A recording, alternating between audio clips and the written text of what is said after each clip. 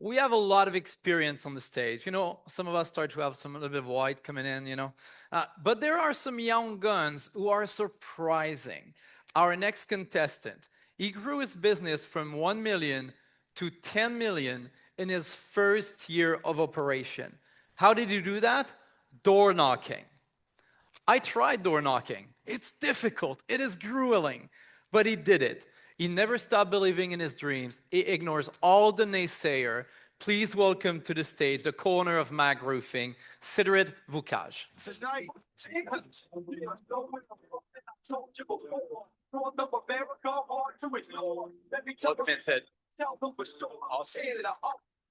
All right. Well, we have Sidrit, I thought door to door was dead. Like I tried it 10 years ago. It was grueling, difficult, and not very successful. Everybody just slammed the door in my face. So you seem to prove me wrong here. So how did you do that to grow from 1 million to 10 million using that strategy? I think the biggest thing for us is I flew into Toronto yesterday and immediately I got 10 ads on Facebook or 10 ads on Instagram. And that's what we deal with every single day. And so for us, it's how can we shift the paradigm and actually be in front of people because AI is here. The one thing that will not change is all of us. We're all humans. You can't, I'm not an AI, I'm a human. And so when we're in people's neighborhoods, speaking to them door to door, it's a real interaction and people build that trust. I know John was talking about that earlier. It's trust that we get to build. The second part is how do you not get shot in somebody's front lawn? And that's something we work with every single day. 70% of our time goes towards how do we persuade homeowners to look at us as not salespeople, but rather somebody they're trying to help because we've all seen what happens to families when there's a leak. And that's kind of what we strive towards. Awesome. I love that you're going for the human interactions through the technologies. And Chris, you mentioned you adopt technology very early on, but that technology gives you some power. But coupled with human interaction, I think you can achieve some amazing results right there. Awesome. Thank you all.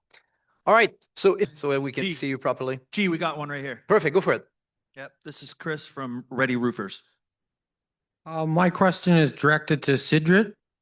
I'm just curious, your door-to-door strategy, do you start with around your job sites? Do you just target an area?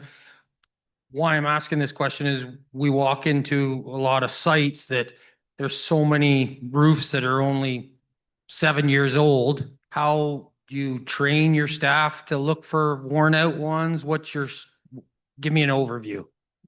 Yeah, I've been trying to find where I'm speaking to, so tell me when to stop. There we go. Okay, back there. Okay, cool. Every market's going to be a little bit different, but where we're from in the Lower Mainland, a large majority of the homes were all built between 2000 to 2005, so we're blessed. We have something called BC assessments. I don't know if you guys have that in Toronto or wherever you guys are from, but it essentially gives us where the homes are built. And if a home is built in 2003, you've got 150 homes that are 2003, and that's a 22-year-old roof. If it's not done, it needs to be done either this year, next year, or we can inspect it. And so the rule of thumb is, firstly, if anybody here has a job going on, you're doing yourself a disservice and your team a disservice by not speaking to the neighbors left and right at minimum. But guys, everybody's seen the roof going in. You could go on the other side of the street and say, hey, we're just working on Johnny down the road. We're here, give them some sort of an offer, $500 discount, just because you're in the area and you can save on labor.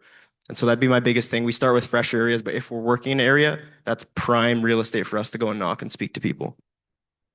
Awesome. Thank you. So we have one more question from Mike from Quebec. The question is for Sidrit.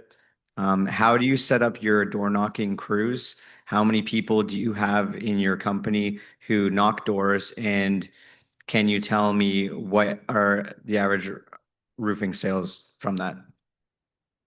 So I'll tackle the beginning part. The beginning part was we have around 25 to 30 sales reps. 25 of them are going to be door knockers. 5 of them are going to be closers or people that go in the home. How we set them up is they essentially are going to shadow somebody who knows what they're doing. They go into the hardest area and teach them the most gruesome way of selling, which is door to door. I don't care if you're an athlete, somebody who has spirit, and you guys have all met somebody who's like, I just want to make money. I just want to do well. I just want to prove my family, whatever it is. You bring those people in, you show them the ropes. And the other thing is you do need to provide them a way to have an uncapped commission.